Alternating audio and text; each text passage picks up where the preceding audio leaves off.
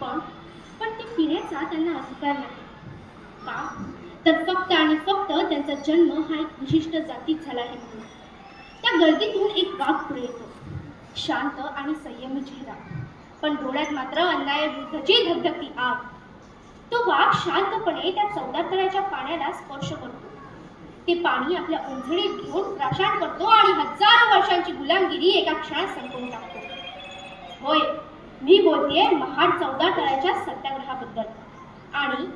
आणि हा ऐतिहासिक सत्याग्रह घेऊन आणणारा मुलखावेगळा वाघ म्हणजेच प्रज्ञा सूर्य, क्रांती सूर्य, विश्वरत्न, भारतरत्न, विश्वभूषण, दलितांचे कैवारी, युगपुरुष, युगंधर, भारतीय घटनेचे शिल्पकार, महामानव, कायदे पंडित, बोधिसत्व डॉक्टर बाबासाहेब आंबेडकर. मित्रांनो, इतिहास घडविणारी माणसं कधी इतिहास विसरू शकत नाहीत आणि इतिहास विसरणारी माणसं कधी इतिहास घडू शकत नाहीत असं डॉक्टर बाबासाहेब आंबेडकर सांगतात. याच इतिहासाच्या पानावर, रयतेच्या मनावर, मातीच्या कणावर आणि विश्वासाच्या प्रमाणावर राज्य करणारा राजा, अखंड हिंदुस्थानाचे आराध्य दैवत आणि हिंदवी स्वराज्याचे जनक वाढवलं आणि हिंदवी स्वराज्य स्थापन करण्याची प्रेरणा दिली अशा राजमाता, राष्ट्रमाता माझी जाऊ आणि हिंदवी स्वराज्य संकल्पक शहाजीराजे भोसले, तसेच वीरपुत्र आणि स्वराज्य रक्षक छत्रपती संभाजी महाराज यांना मानाचा होता. शिक्षणाची कवाडे ज्यांनी आम्हाला खुली करून दिली असे क्रांती सूर्य ज्योतिबा फुले आणि जिच्यामुळे मी आज तुमच्या पुढे बोलण्याची हिंमत करीत आहे अशी विद्येची आराध्य दैवता माता सावित्रीबाई फुले. या थोर महापुरुषांना आणि त्यांच्या विचारांना मी त्रिवार अभिवादन करून मानाचा मुद्रा करते. तसेच विचार मंचावर उपस्थित सर्व मान्यवरांचे मी अर्हता तायडे अगदी मनापासून स्वागत करते आणि आजच्या माझ्या विषयाला सुरुवात करते. मित्रांनो, आज 14 एप्रिल म्हणजे जगाला समता, न्याय आणि बंधुत्वाची दिशा देणारा एका महान क्रांती सूर्याचा उदय. हजारो वर्षांची गुलामगिरीची बेडी तोडून दलितांच्या जीवनात उगवलेली एक सोनेरी पहाट आहे. मित्रांनो, म्हणजेच आज आपल्या बापाची, डॉक्टर बाबासाहेब आंबेडकरांची जयंती आहे. दोस्तों, वैसे तो सूरज की रोशनी पहले से ही है कि वैसे तो सूरज की रोशनी पहले से ही है मगर जिंदगी हमारी रोशन बाबा साहब की वजह से है, बाबा साहब की वजह से है. मित्रांनो, आजच्या या दिवसाची आणखी एक वैशिष्ट्य आहे. आजचा हा दिवस फक्त भारतातच नाही तर जगातल्या 156 देशात साजरा केला जातो. बघा किती हा दरारा आणि किती हा रुबाब 14 एप्रिलचा. मित्रांनो, हा दरारा आणि हा रुबाब काही उगाच नाही, तर बाबासाहेबांनी आपल्या प्रगल्भ बुद्धिमत्तेच्या जोरावर स्वतःचं वर्चस्व तयार केलं. म्हणूनच तर आज त्यांच्या विचारांचं पण नतमस्तक होणारे त्यांचे अनुयायी फक्त भारतातच नाही तर संपूर्ण जगात आहेत.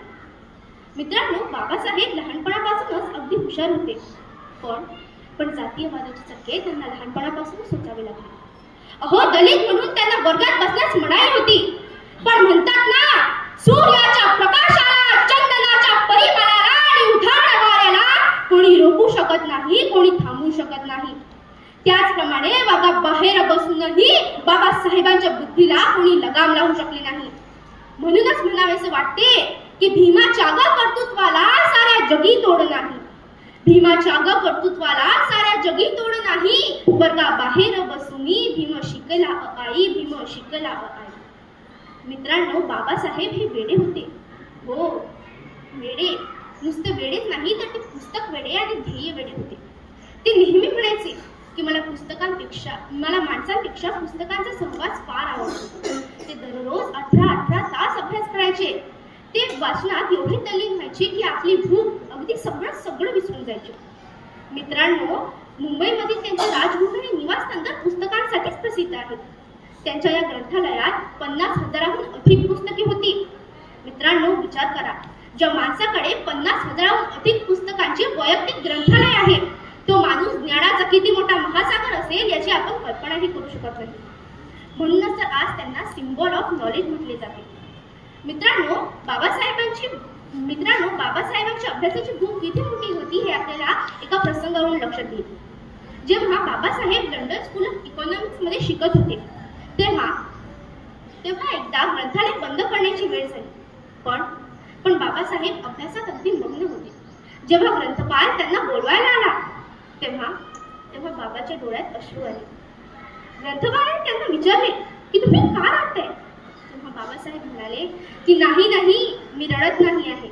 मला फक्त या गोष्टीचं दुःख आहे की ग्रंथालय बंद करण्याचा वेळ झाला आणि अजून माझा बराच अभ्यास राहिला आहे.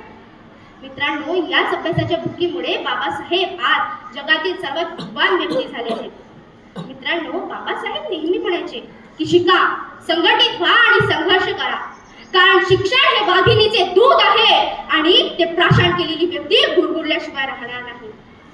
मित्रांनो, त्या काळी समाजात अस्पृश्यता, जातीभेद, विषमता, उच्च नीच असे भेदभाव अगदी शिगेला पोहोचले होते. माणसांना माणसांप्रमाणे वागता येत नव्हतं. अगदी किड्या मुंग्यांप्रमाणे माणसांचे जगणे होते.